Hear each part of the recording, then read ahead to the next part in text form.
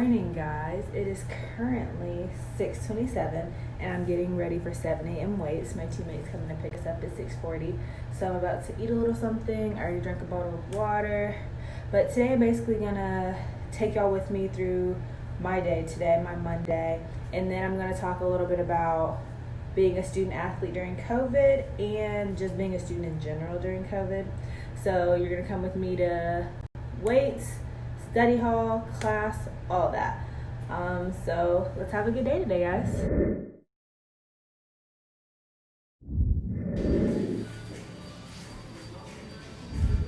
Hey guys, we just got in the weight room. I'm next to Maddie. This is for my blog. I'm on rack 10, she's on rack 11, which is on that side. So let's have a great workout. Hey guys, I am currently on the way to class. I'm going to mass communications seminar right now, and I'm a mass communications major. Lifting and conditioning was a little challenging this morning. More conditioning than lifting. It was my third time lifting, first time conditioning in forever. So it went as expected pretty much. So after this, I'm going to study hall for an hour and a half, and I will update you then. Bye guys.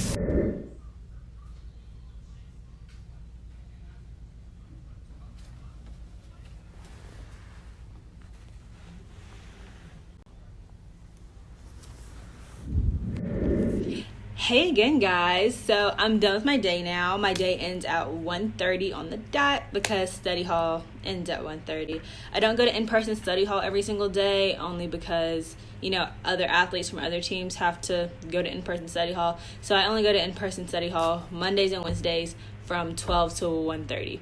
So that's like an hour and a half. And I don't know if I explained this earlier, but in a week, we have to get 8 hours of study hall as a freshman. I think that gets lifted second semester or when we're a sophomore. So I'm not really clear on that right now. But I said I was going to talk about what being a student and a student athlete was like in the times of COVID and these times of uncertainty. As far as being a student, it's kind of hit or miss. For me, I think I have a great schedule. I have no classes before 10:40 ever. And the only thing is I have a class at 7 from 7 to 8 p.m., but that's African American history, and I really like that class, so that doesn't even bother me. Other than that, I have those 2 in-person classes, and then I have 3 or 4 online classes, but they aren't that bad either. Being a social person, I would love to have more in-person classes just to meet new people and to get out of my room more. But I'm playing the cards I was dealt with. So with a lot of these online classes and the due dates being like a week or 2 in advance, it creates a lot of free time for me or anybody else who has a lot of online classes. So I know personally I have to make a schedule for myself kind of daily. I just started this like 2 weeks ago, and it's honestly really helped. So I'm about to show it to y'all. So this is my planner. Got it from Amazon. It's really nice. Love it. So if I flip to this week, it's about to be October, guys. I'm so excited. October's the best month. Anyways, so basically, if you can see, this is my Monday. So I have some stuff crossed out. What I have crossed out right now are 7 a.m. weights, 8 a.m. conditioning, 10:40 class, 12:30 study hall. So basically, that's my schedule for the day. Then, I don't know if you can see on this, I have blue stuff, like blue assignments written down here. And those are the assignments I'm trying to get done in a day. Granted, I only got 1 done. Well, it was 1 class I got done. Let me put it like that. Because I had like 3 or 4 assignments for math, but I finished those 3 or 4 assignments. So I was supposed to do a little bit more for my classes, and I will later. But remember, 1 is better than none. So as far as being a student during COVID, I don't think it's terrible. It could be a lot worse. I could be sitting at home on a computer and being bored to death and still washing dishes at my house. So I'm very blessed to be in the situation I'm in right now. Does it kill me not to be able to go in person and, socialize like the social butterfly I am? Yes. But I'm playing the cards I was dealt with again. So we covered the student part. Let's cover the athlete part. The athlete part is a little bit harder for me personally, because all I've known since I was,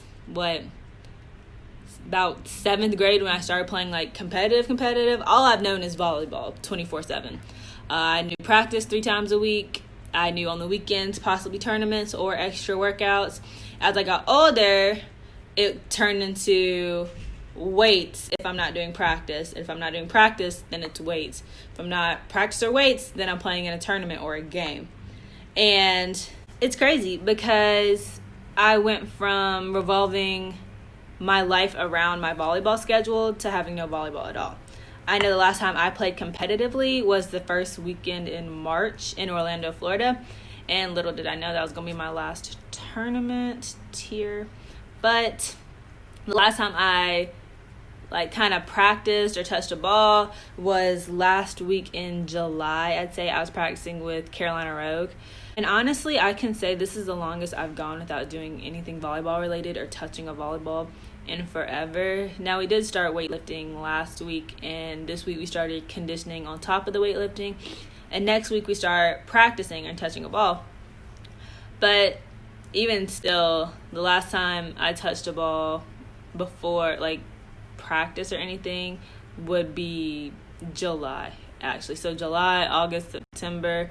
Next week will be October. So that's such a long time for me without touching a ball. For someone who lives, eats, sleeps, breathes volleyball, that's just such a long time.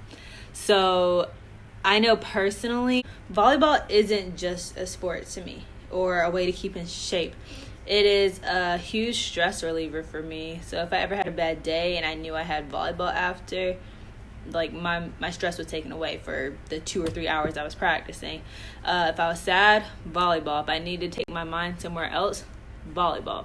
So I know during this whole time of quarantine and COVID and being at school without volleyball, I've kind of discovered who I am without volleyball. Because eventually volleyball is going to end for me. Well, as far as playing, hopefully I'll get into coaching. But playing is going to end for me. And I need to know who I am or be somebody without relying on volleyball to define me, if that makes sense. Because a lot of people know me as, a star volleyball player. That's the volleyball girl, Lauren. But what am I going to be known as after volleyball ends, So as much as I am dying to play again and miss playing, this time COVID has given me to figure out who I am without volleyball was very much appreciated. Because like I said, one day volleyball for me is going to end and I have to be known as something other than the volleyball girl. So I'm trying to figure out what that something else is. I don't have it all figured out now, but I'm glad I'm starting to realize that I can't just be volleyball girl for the rest of my life. Now, that's really it when it comes to being a student or athlete, or I don't know why I didn't say student athlete, during COVID. Because you really just have a lot more free time on your hands than you normally would. A lot more than us athletes know what to do with, I'd say. So that's why a lot of us are going crazy. When are we going to play again? When are we going to start practicing?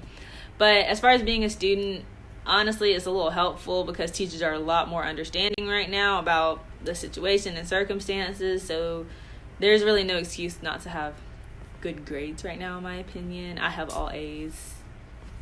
And a B. But that's not the point. I hope you enjoyed getting to follow me along on my day today, and as well as hearing my opinions about being a student athlete during COVID. To all my other student athletes who are watching, I hope you're having a good year. Hope you're practicing, prepping for a hopeful season you will have. For everybody else who's not a student athlete, I hope you're staying safe. I hope you're doing good during this time. I hope you're having a good school year. If you're a kid or an student or an educator, or if you're a parent, I hope you're doing well with the whole online school with your kids. So that wraps it up for this video, guys. I hope you all enjoyed it. Comment below what you liked, what you didn't like, any questions you may have. On top of that, if you don't want anybody to see your questions or comments, you can always email me. Oh gosh, a butterfly just flew on my window. That scared the crap out of me. But you can always email me and I'll respond. If you scroll all the way down on my website, at the bottom you just type in your email, the email you want to send, click send, and then it comes straight to me. And I will try my best to respond as fast as possible. So thank you again. I love you guys. Lolly out.